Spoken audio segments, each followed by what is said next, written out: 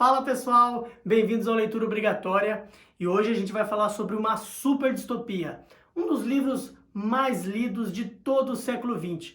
Eu estou falando, é claro, de 1984, do George Orwell. E você deve estar se perguntando por que esse livro é tão importante. Fica tranquilo, você já vai saber logo depois da vinheta.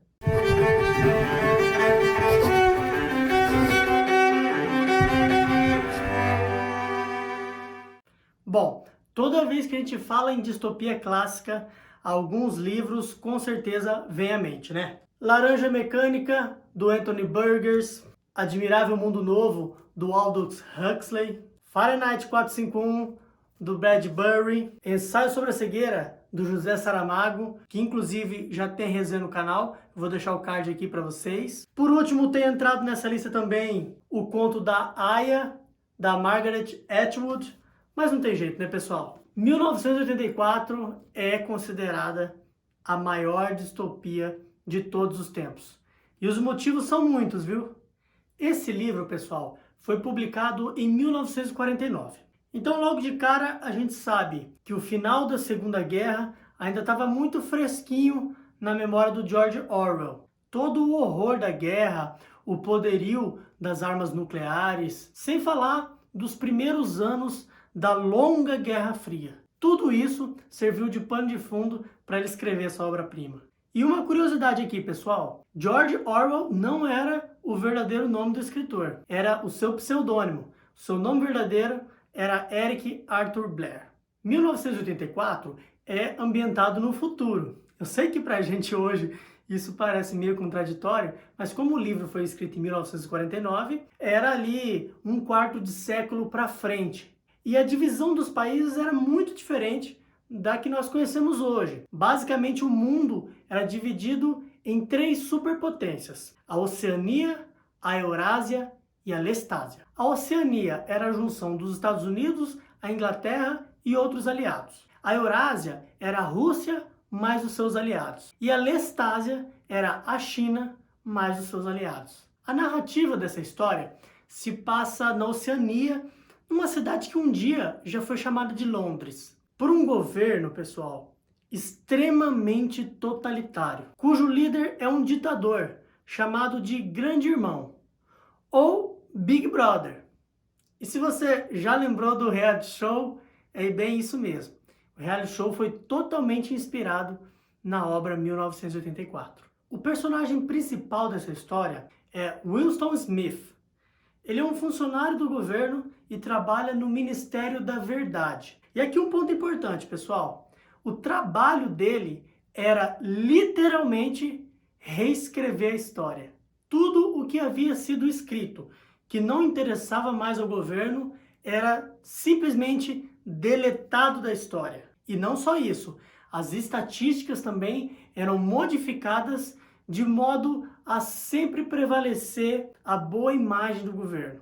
Então, por exemplo, se houve uma diminuição na distribuição de alimentos de um ano para o outro, o governo vai lá no ano anterior, diminui os números de forma a apresentar para a população um crescimento, sempre visando melhorar a imagem do governo perante a população.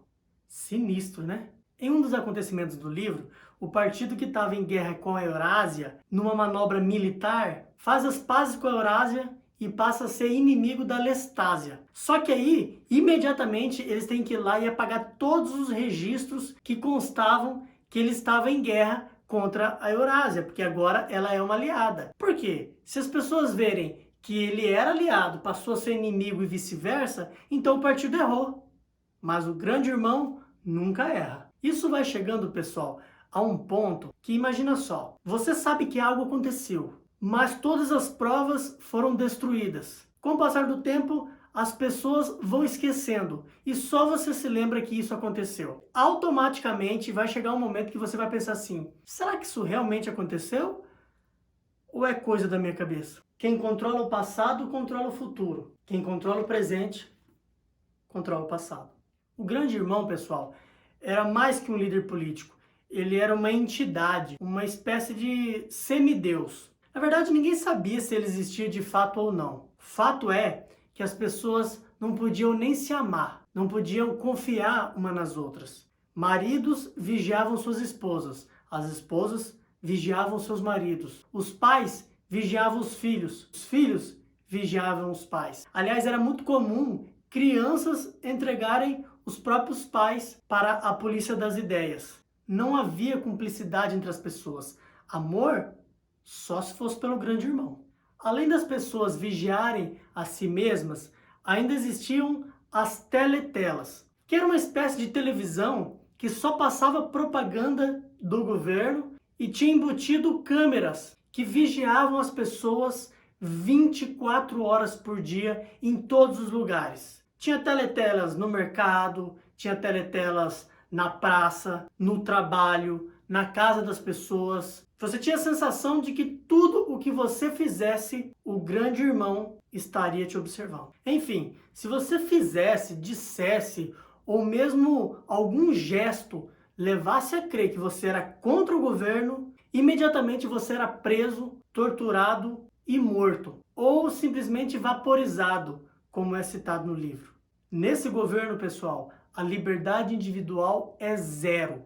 Você simplesmente tem que viver conforme as diretrizes do grande irmão. Outra manobra do governo para controlar as pessoas foi a criação de uma nova língua, chamada de nova língua, ou, no livro que eu li, nova fala. E uma das características dessa língua é de ter o mínimo de palavras possível. Porque a gente sabe que o intelecto de uma pessoa está intimamente ligado ao seu vocabulário. Inclusive, é uma questão da evolução do ser humano com o passar do tempo e adicionando palavras ao seu vocabulário. Palavras essas que geram pensamento, pensamento que gera atitude. E isso é tudo o que o governo não queria. Quanto mais ignorante for a população, mais fácil de controlá-la. Uma pausa aqui para mim tomar uma água, aproveita e se inscreve no canal e já deixa o seu joinha. Outra ideia muito presente no livro, pessoal, é o fato do partido estar sempre em guerra com outra superpotência. Mas afinal, qual que é a vantagem de estar em uma guerra contínua que nunca acaba? Bom, desde o início do século XIX, com o surgimento das máquinas e um pouquinho mais para frente com o avanço da tecnologia, já era sabido que o ser humano ia ter cada vez mais qualidade de vida e ia precisar trabalhar menos. Isso faria com que o ser humano tivesse mais acesso à informação e se tornaria cada vez mais inteligente e consciente. E isso é outra coisa que o partido também não queria. Então, ao invés das pessoas trabalharem em coisas que vão lhes dar mais conforto e mais qualidade de vida, o governo coloca elas para trabalhar na indústria da guerra, fabricando mais armas para continuar a guerra, para ganhar mais dinheiro, comprar mais suprimentos de guerra, para fabricar mais armas, para continuar a guerra, e assim num círculo vicioso sem fim, com o intuito único de manter as pessoas ocupadas, pobres e ignorantes. Pessoal, para quem quer falar sobre política, sobre manipulação das massas, sobre o papel do Estado, sobre o papel da imprensa, sobre fake news, que é um tema bastante atual, não tem como você falar sobre tudo isso sem ler 1984. Além disso, pessoal, esse aqui é um livro cheio de acontecimentos intrigantes, extremamente bem escrito. O George Orwell foi um jornalista muito prestigiado, foi correspondente de guerra, e é um daqueles livros assim de perder o fôlego. Mas eu não vou dar mais detalhes porque eu não quero atrapalhar a experiência de quem ainda não leu o livro. Mas fica aqui a minha indicação. Esse foi um dos melhores livros que eu li em 2020 e eu tenho certeza que você vai gostar. E você, já leu 1984? Então deixa aqui nos comentários o que você achou dessa obra. E não se esqueça mais uma vez de se inscrever no canal e deixar aquele joinha para dar aquela força. E se você, assim como eu, acredita que a literatura é capaz de transformar a sociedade, seja também um padrinho ou uma madrinha do Leitura Obrigatória. Contribuindo com qualquer valor, você ajuda o canal e ainda participa de sorteios de brindes exclusivos. E se você quiser comprar esse livro com desconto na Amazon, eu vou deixar o link aqui na descrição, que comprando esse ou qualquer outro livro, você, além de estar levando essas obras-primas para sua casa, você também está ajudando o canal. E se você gostou desse vídeo, compartilha ele para a gente levar literatura de qualidade para mais pessoas. Sozinho a gente não consegue nada, mas juntos nós somos mais fortes. Eu vou ficando por aqui. Uma ótima semana para vocês. Aquele abraço e até a nossa próxima leitura obrigatória.